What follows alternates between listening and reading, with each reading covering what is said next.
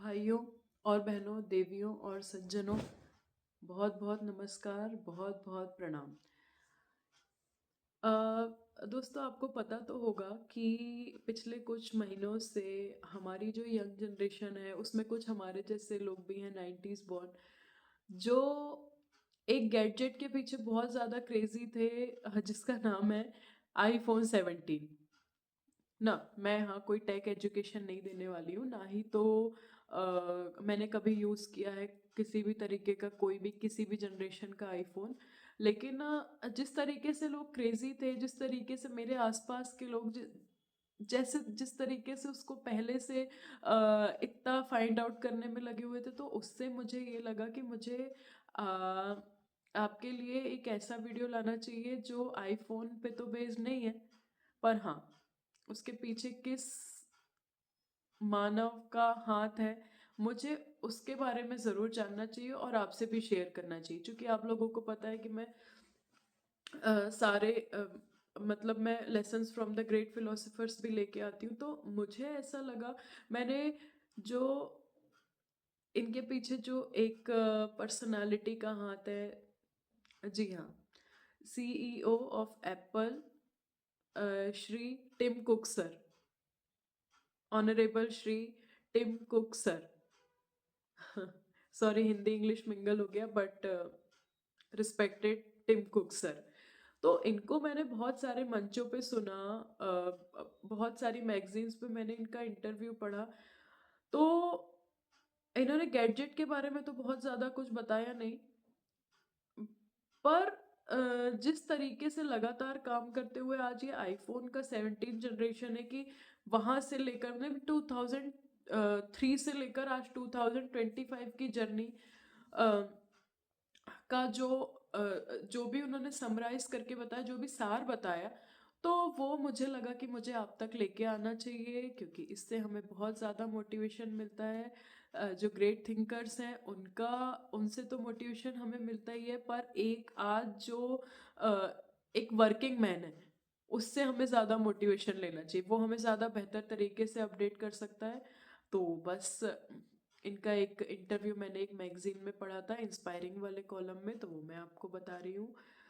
तो Tim Cook sir, जो उन्होंने सबसे पहली एक लाइन जो कही थी, वो ये कही थी कि असली सेटिस्फेक्शन, असली संतोष तब आता है जब आप सफलता की परिभाषा खुद तय करते हैं अपने लिए, किसी और को देखकर नहीं।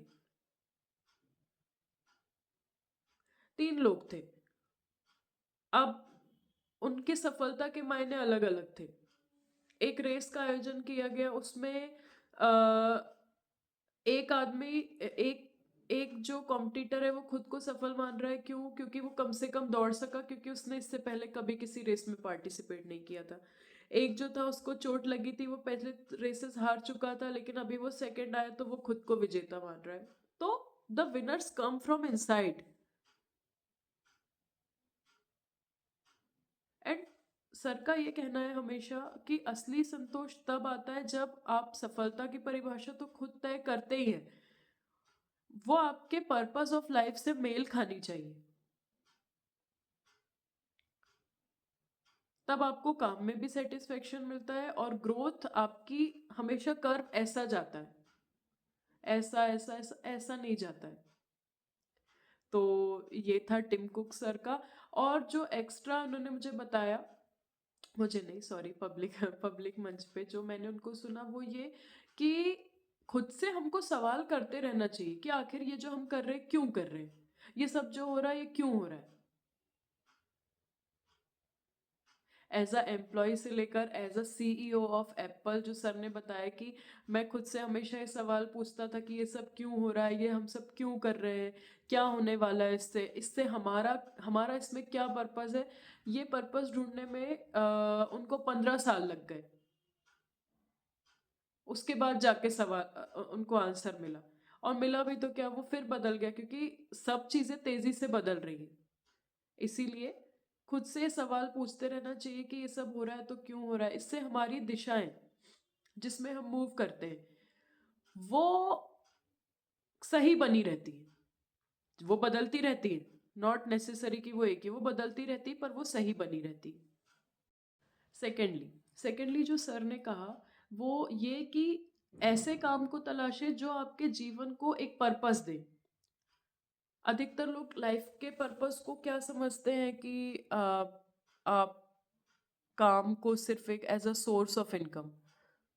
नो डाउट इनकम ज़रूरी है, जीने के लिए पैसा ज़रूरी है, लेकिन अगर आप कोई ऐसा काम कर रहे हैं जिसमें आपको बहुत ज़्यादा पैसे मिल रहे हैं और लेकिन वो आपको सवेरे बेड से उठने के लिए मोटिवेट नहीं कर रहा है, सवेरे जब आप उठे तो आपके दिमाग में सिर्फ ये आ रहा है, ओहो फिर से कर रहे हैं, तो ये भाई सोचने वाली बात है, फिर आप इसको जल्दी स्विच करें।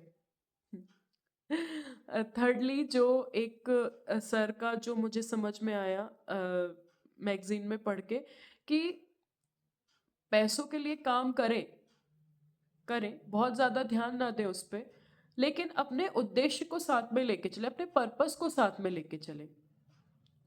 क्योंकि पैसा कई बार बहुत जल्दी आ जाता है, कई बार बहुत लेट आता है, ऐसा होता है। पर पैसा जो है वो अगर आता भले ही लेट है या जल्दी किसी, पर वो अपनी चमक बहुत जल्दी खो देता है।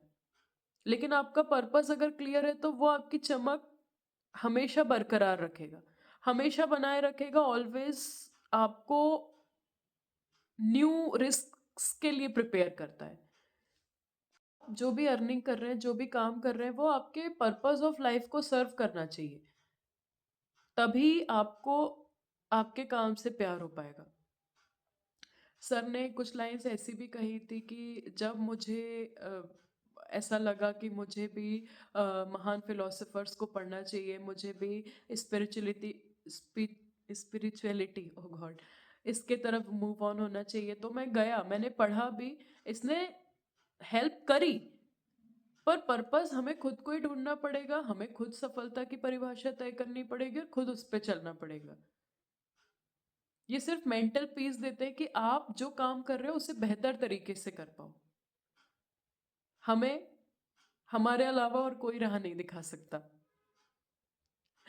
एंड इस वीडियो को ज़्यादा ना लेंदी करते हुए मैं आप लोगों को ये बोलूँगी, जो टिम कुक सर की जो लाइंस थी वो ये कि आपको लाइफ में, आपको आपके काम में यदि आपका पर्पस मिल जाए, आपका उद्देश्य मिल जाए, तो कई बार ऐसा होगा कि बहुत लोग आपको भटकाने की कोशिश करेंगे, कुछ जानबूझ के करेंगे तो कुछ ऐसे ही हंसते हंसाते करेंगे, पर आप धैर्य बना के रखना, चलते रहना, बस थोड़ा समय लगेगा, पर आपको हमेशा मूव करते रहना पड़ेगा, चाहे स्लो ही क्यों ना चलो, पर आपको चलते रहना पड़ेगा, हिम्मत दिखानी पड़ेगी, खड़े रहना पड़ेगा। यदि आपके साथ बीच में कोई समस्या आ रही है, कोई अन्याय हो रहा है, कोई आप बहुत ज़्यादा डिमोटिवेट हो रहे हैं, तो भी उसका आंसर सिर्फ और सिर्फ आप हैं, कोई बाहरी शक्ति नहीं है भाई, कोई बाहरी शक्ति नहीं है।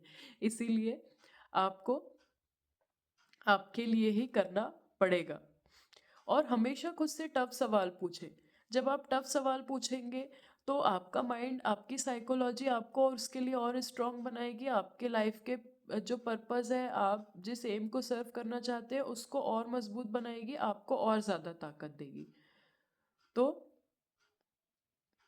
अगर आप एक बार अपनी लाइफ का पर्पस, आपकी लाइफ का एम सेट कर ले, तो प्लीज़ चाहे फिर कितना भी कठिन हो उसे कभी मत छोड़े। बहुत बहुत धन्यवाद, बहुत आभार, बहुत नमस्कार। जय श्री राम।